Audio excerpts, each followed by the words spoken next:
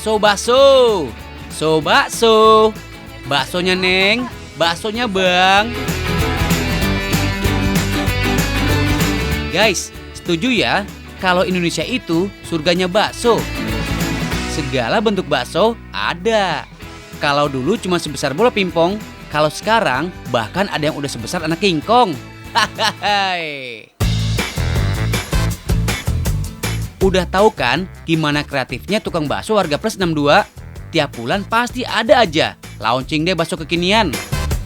Kayak yang saat ini lagi ngehits di kota Surabaya, Jawa Timur. Bakso Beringas namanya.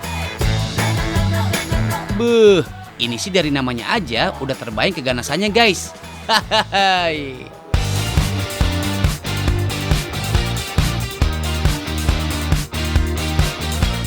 Beringas alias gahar merupakan istilah untuk menggambarkan sesuatu yang berani guys. Soalnya nih, usut punya usut, bakso ini disajikan dengan kuah sambal dan cabai segar yang banyak. Bukan cabai kaleng-kaleng ya guys.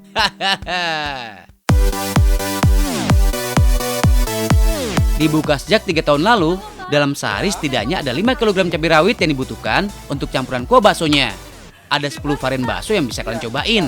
Salah satunya ada bakso sumsum Beringas. Wih, atut. Penyajian bakso sumsum ini terbilang unik guys, menggunakan sumsum pilihan. Nah, tulang-tulang sumsum ini dibaluri dengan adonan bakso hingga rata. Beuh, dan mirip Gada Bima belum nih? Hahaha. Ingat guys, pastikan bagian bawah tulang sumsum tertutup ya. Masukkan dalam kuah dan rebus sampai matang. Siapkan juga guys bumbu pelengkap lainnya seperti cabai rawit cincang, sambal merah, bawang rambut, dan daun jeruk.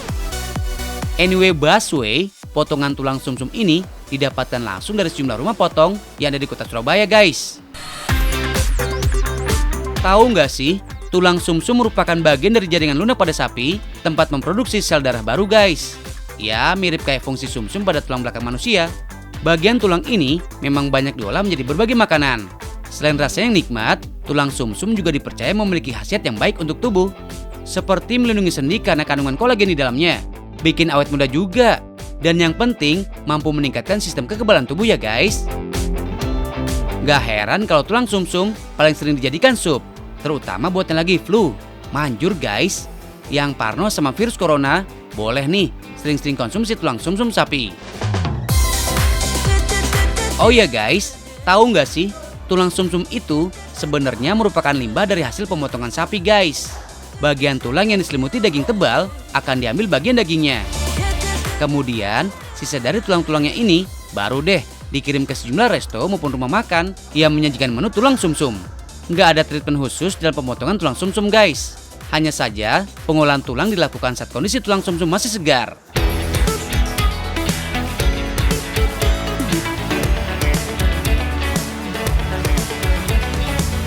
Guys, tahu nggak sih?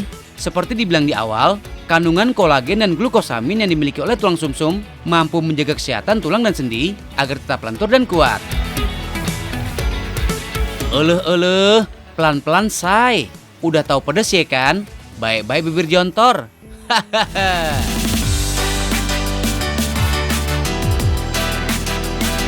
Next, ada bakso tumpeng guys. Disebut bakso tumpeng bukan tanpa alasan ya guys.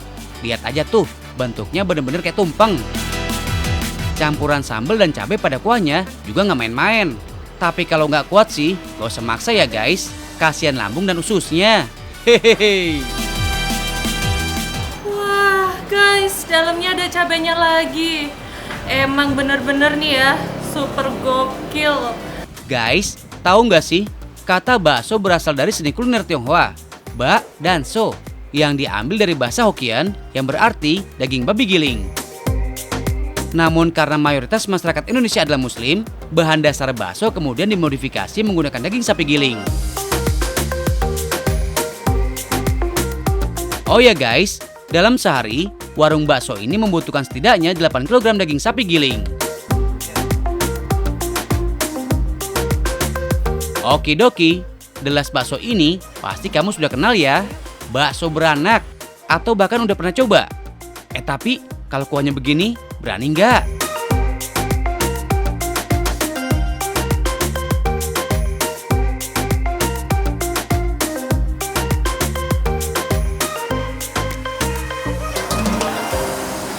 Pedesnya itu guys sampai nusuk. Kalian harus coba sendiri.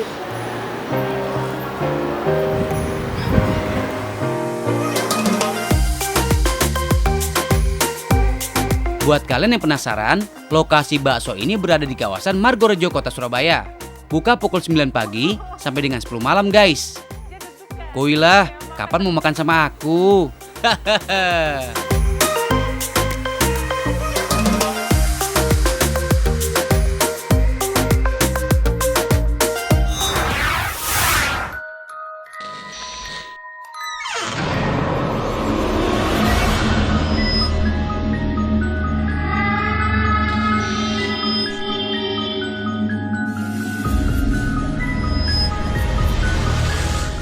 Buat kalian yang suka nyinyir, info kuliner itu membosankan.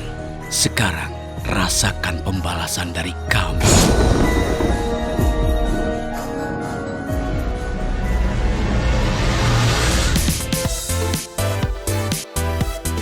Guys, tenang. Kalian sedang menyaksikan Tahu Nggak Sih, bukan acara setan-setanan. Kali ini kita mau bahas nih kuliner bertema thriller dan horor. Memang kali ini beda guys. Butuh skill, fantasi, dan imajinasi yang tinggi. Kenalin nih, Kak Sarah. Beliau merupakan jebolan dari ajang memasak ternama yang kini mencurahkan dedikasinya pada dunia kuliner. Kak Sarah adalah seorang food artist yang cinta banget sama yang berbau horor. Kalau kata dia sih, in the name of my love for horror, I present you edible gore. Idenya muncul gitu aja di benak Kak Sarah. Kebanyakan terinspirasi dari film-film yang pernah ia tonton. Ngeri-ngeri keren sih guys. Sebagai penggemar horor, tampilan Kak Sarah juga sangat menggambarkan kepribadiannya yang misterius. Itu juga yang akan tergambar dari masakan yang akan dia kreasikan untuk si peri hitam. Ngomong-ngomong, siapa si peri hitam? Nih, peri hitam. Cantik tapi galau. Kok kamu sendirian aja? Ngapain di sini? Aku lagi sedih kak, galau. Kasian banget sih. Mending kita makan-makan aja deh, aku yang masakin. Gimana? Beneran kak? Iya nggak apa-apa, tenang aja, kamu tunggu sini aja ya. Nanti aku yang masak. Yaudah deh, aku tunggu sini aja. Nanti kalau aku ikut, masakannya jadi hambar lagi kayak cinta Oke deh, aku. nggak apa-apa sih. Kira-kira apa ya menu yang akan dimasak Kak Sarah? Jangan-jangan meskipun judulnya menghibur, tapi tetap horor alias serem nih. Yap, bener banget guys. Kak Sarah akan memasak menu spesial, yaitu Ascaris Warm Spaghetti with eyeball and finger. Ada juga Hans Pastry Pizza dan eyeball pudding. Dari namanya aja udah serem ya guys, apalagi penampakannya. Tapi for your info nih, semua ini justru untuk estetika loh. Dan kalian juga bisa banget bikin sendiri di rumah. Kuy, kita intip cara masaknya. Bahannya ada wholemeal pasta yang warnanya lebih gelap dari pasta biasanya. Sosis yang akan dibentuk menyerupai jari manusia dan telur puyuh yang akan dilukis menjadi bola mata. Ada juga tepung roti dan charcoal untuk membuat tekstur mirip tanah yang akan ditabur di atas pasta. Pertama, panaskan air untuk merebus pasta. Kalian tahu nggak sih berapa lama waktu yang dibutuhkan untuk merebus pasta agar teksturnya kenyal dan pas? Jawabannya adalah tidak lebih dari 10 menit. Lumayan deh, masih ada waktu. Sambil menunggu pastanya kenyal, Kak Sarah akan mulai melukis bola mata. Sengaja memilih warna biru untuk bola mata agar ngerinya tetap estetik guys. Lalu ada warna merah untuk mencipta kesan yang lebih seram di sekitar bola mata. Ingat guys, cat yang digunakan adalah pewarna makanan ya. Udah pasti aman untuk dikonsumsi. Guys, hasil lukisannya keren banget ya. Ya jelas lah, karena dibutuhkan ketelitian, riset mendalam, dan jam terbang untuk bisa bikin karya kuliner unik ini. Seperti Kak Sarah yang akan selalu melakukan trial and error setiap kali mendapat wangsit alias ide baru. Yang penting terus diasah ya guys, ntar lama-lama juga bisa. Selanjutnya, kita bikin jari dari sosis.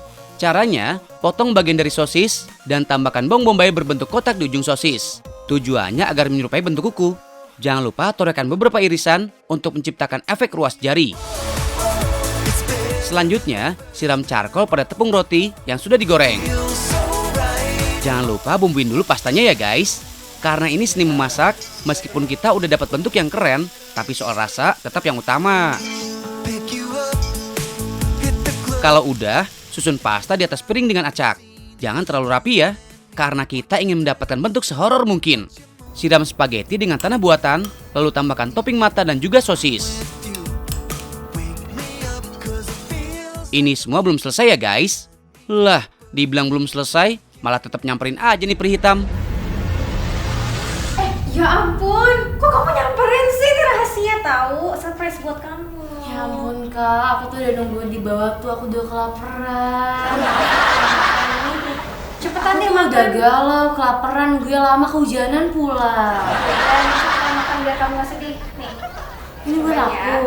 Iya, makanan favorit kamu nih, spesial nih. Wah, Cepetan ini makan biar gak mah sedih beneran lagi. kesukaan aku.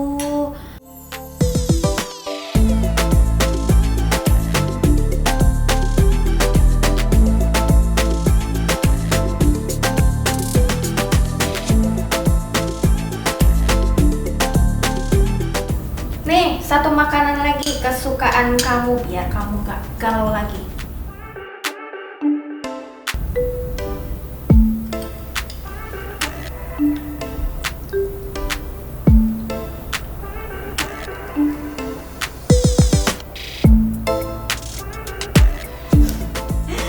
Ya ampun kak, sekarang aku udah seneng lagi berkat makan ini.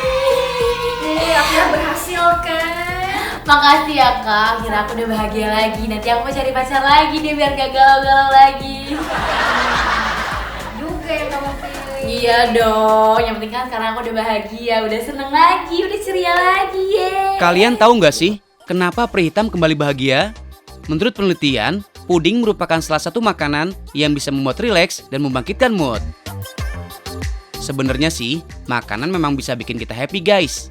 Karena kalau perut keloncongan, pasti bikin cranky. Nah, 3 makanan ini memang merupakan perpaduan yang super mantap. Spaghetti yang rasanya gurih, dipadukan dengan 2 jenis protein, yaitu telur puyuh dan sosis. Menu kedua adalah pizza pastry, yang gurih dengan saus pizza. Lalu ditutup dengan puding kiwi yang disajikan bareng saus raspberry. Kalau gini sih, happy-nya 3 kali guys. Yang pertama, happy karena bisa mencurahkan jiwa seni pada makanan. Yang kedua, makanan ini bisa menghibur orang lain. Yang ketiga, rasanya lezat, nikmat, dan sedap. Karya Kak Sarah ini benar-benar membuka mata kita bahwa seni itu nggak ada batasnya. Jadi buat kalian yang pengen menggeluti sesuatu, jangan ditunda deh, karena akan selalu ada ruang untuk berkarya.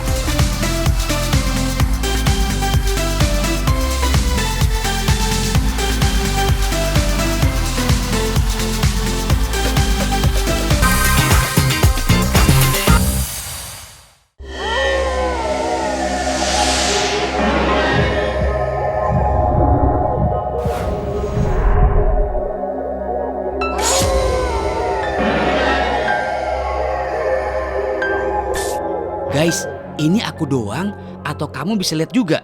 Hi, duh, jangan gangguin mbah. Aku masih jomblo mbah. Bikin merinding aja deh ah. Siang-siang udah gak santai nongkrongnya. Baik-baik guys, di sebelah kamu ada. Mulai di drama. Udah, gak usah takut guys. Ini cuma boneka kok. Coba perhatiin lagi. Bikin gemes gak bonekanya?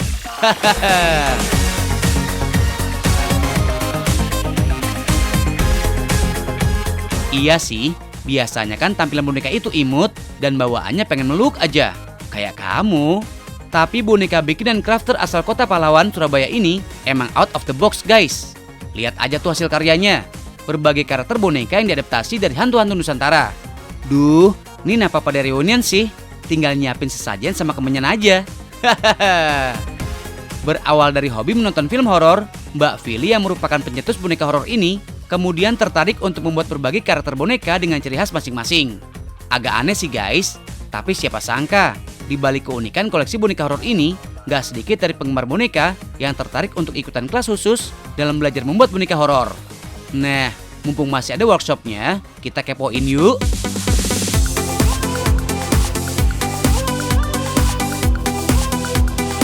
Untuk menciptakan sebuah karakter boneka horor, bahan-bahan dan alat yang digunakan hampir sama dengan pembuatan boneka pada umumnya guys.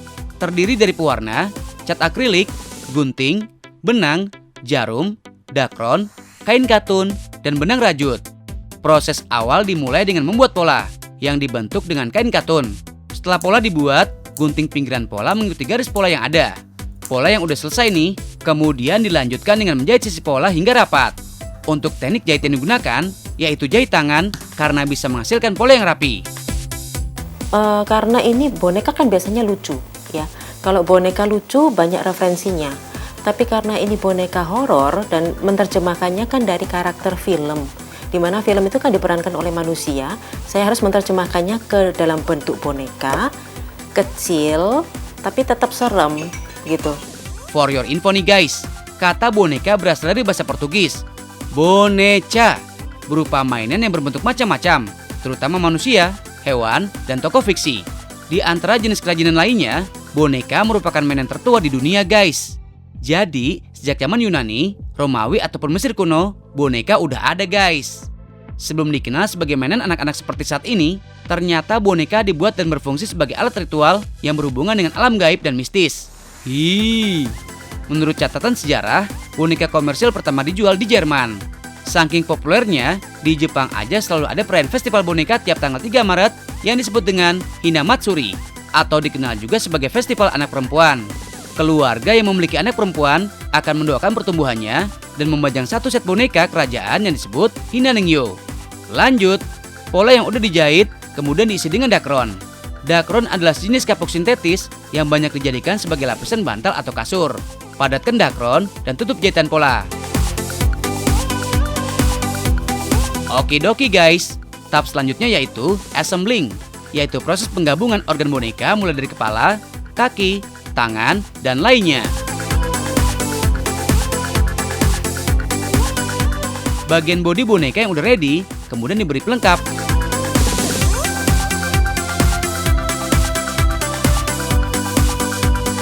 Terakhir, lukis pada bagian wajah boneka, dan tara! Untuk melukis bagian wajah boneka, permainan warna memang lebih diandalkan guys. Hitam dan merah memang lebih mendominasi sebagai salah satu simbol akan dunia misteri. Duh, atut. Wah, bonekanya udah jadi guys. Ternyata si Ocong alias Pocong. Hahaha. Ini sih bener-bener kreatif tingkat dewa guys. Nah, buat kalian yang pengen ngoleksi boneka horor ini guys, harganya berkisar dari 200 sampai dengan 350 ribu rupiah. Lumayan guys, buat temenin bobo. Hihihi.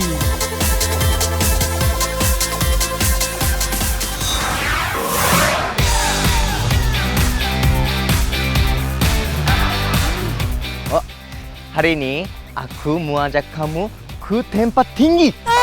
Tapi aku takut, geng. Takut? Supaya kamu bisa menaklukkan ketakutan kamu seperti kamu menaklukkan hati aku. Yuk, yuk, yuk, yuk.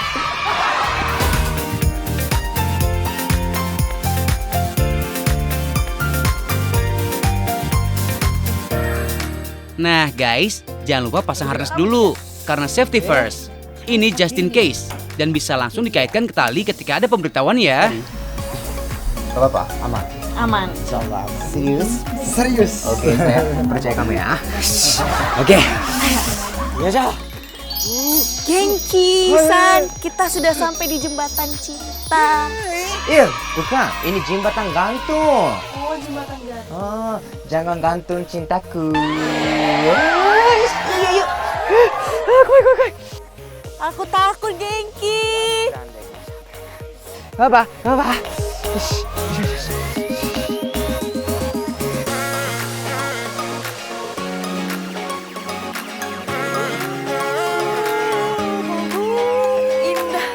Jembatan gantung ini termasuk yang terpanjang di Indonesia, bahkan di Asia Tenggara loh. Yang panjangnya mencapai 243 meter dengan lebar 18 meter, berada di atas ketinggian 161 meter dari permukaan tanah guys. Makanya guys, bagi kalian yang akan berkunjung ke sini, pastikan kalian tidak fobia terhadap ketinggian ya. Tapi di sini gak boleh lari, gak boleh lompat, gak boleh menari. Boleh menari di hatiku saja. Dan gak boleh buang sampah sembarangan juga ya. Jadi. Nggak boleh. Oh, sugoi kore. Tapi sedikit tapi. Nggak apa-apa, karena agak akut.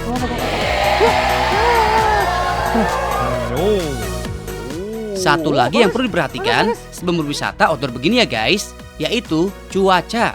Sayang banget, saat Genki dan Alma datang kemari sedang hujan. Tapi bukan berarti nggak bisa bersenang-senang, karena kabut ternyata nggak kalah indahnya kok kalau dinikmati berdua.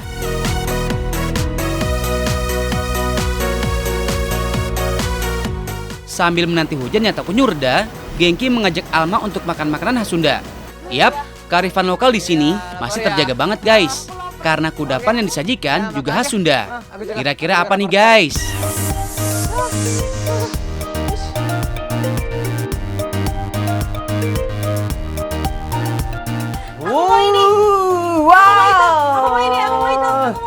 Semua. Wow, sugoi nih, ada ikan.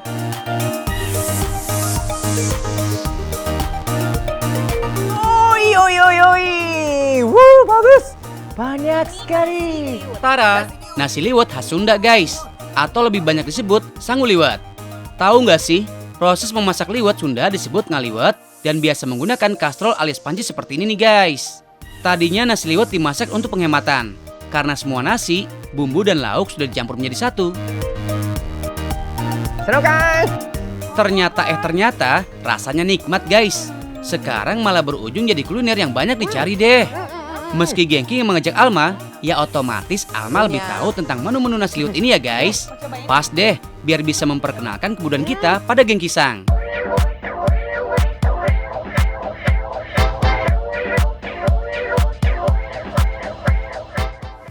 Aduh, kurang pedes. Kurang pedas? Oke.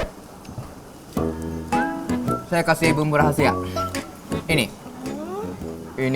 dari Jepang. Ini perasa ajaibu Genki. Mau? Oke, ya. Yes, silakan. Lebih enak, lebih pedas. Silakan. Coba. Gimana?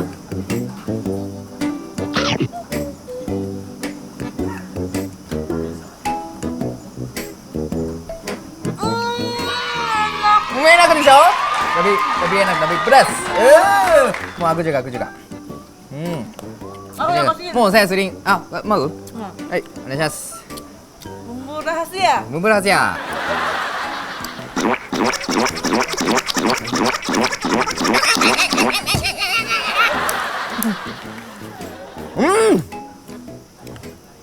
Paling enak. Paling enak.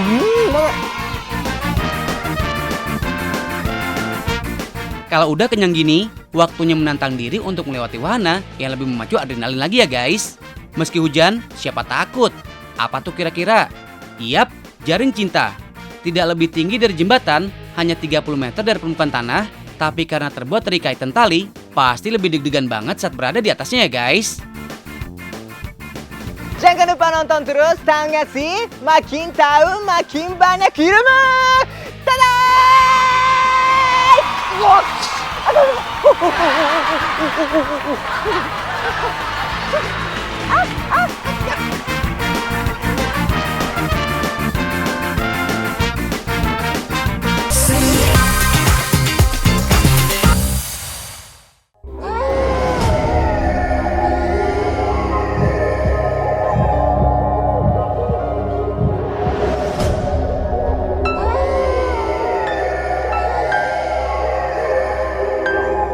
Ih, serem banget sih.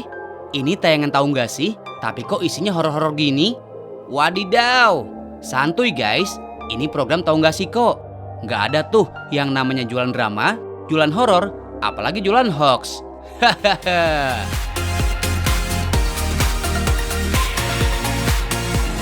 Kali ini kita mau ngomongin tentang make up guys. Lebih tepatnya make up karakter. Buat yang sempat nonton film Joker, pasti kalian lihat kan penampilan Joaquin Phoenix yang aktor utama? Terutama pas dia jadi sosok di Joker. Beuh, ngeri-ngeri sedap nggak sih?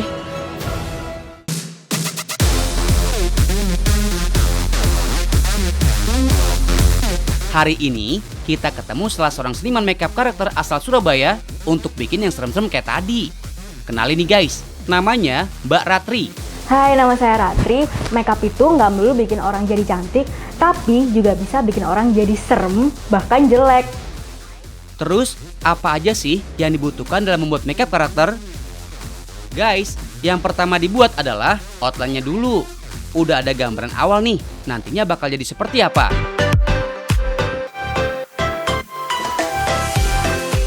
Ngegarisnya nggak harus lurus dan sempurna ya. Ikutin sesuai bentuknya aja. Soalnya, garis-garis ini nanti bakal ketutup sama makeupnya. Setelah outline-nya beres, baru deh mulai diwarna. Guys, sedikit tips nih dari Mbak Ratri. Kalau mau ngewarnain kayak gini, ambil warna yang paling terang dulu ya. Warna putih misalnya. Gini deh gampangnya. Kalau ada warna yang keluar dari outline, kan harus ditutup dengan warna lainnya. Nah, kalau misalnya warna pink ditutup pakai warna putih, nanti jadinya malah soft pink kan? Hahaha.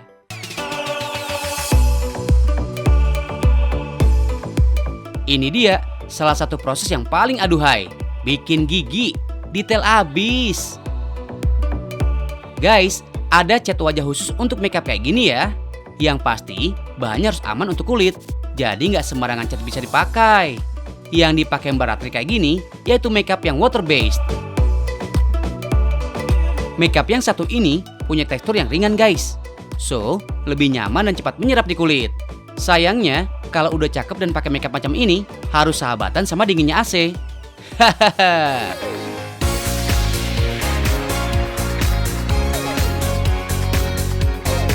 Doi nggak bisa kena panas dikit. Kalau ada keringet dikit aja, pasti langsung luntur. Hihihi. Oh ya guys, profesi kayak gini nggak segampang yang kalian kira loh. Para makeup artis harus mempelajari jenis kulit, bentuk rahang, dan berbagai hal tentang kulit yang akan di makeup. Dengan mengetahui bentuk rahang atau tulang, bisa membantu untuk memilih karakter dalam makeup yang akan diaplikasikan. For your info nih, Mbak Ratri ini termasuk salah satu dari 15 finalis Face Award Indonesia 2018 yang diselenggarakan oleh brand makeup terkenal asal Amerika Serikat. Keren ya? Kalau udah memilih profesi makeup artis, apalagi makeup karakter, memang nggak boleh setengah-setengah guys. Minimal harus sabar dan telaten. Nih, kalau menurut orang awam, kayak gini aja udah kelihatan bagus ya. Tapi nggak begitu di mata para makeup artis.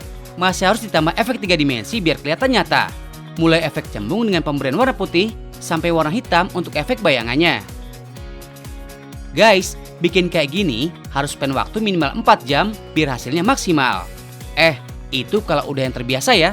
Kalau masih tak belajar, bisa sampai 8 jam di depan kaca sambil pegang kuas makeup. Hahaha. Nih, kita lihat hasil sentuhan Mbak Ratri. Kalau warnanya masih terang begini sih, masih aman lah ya.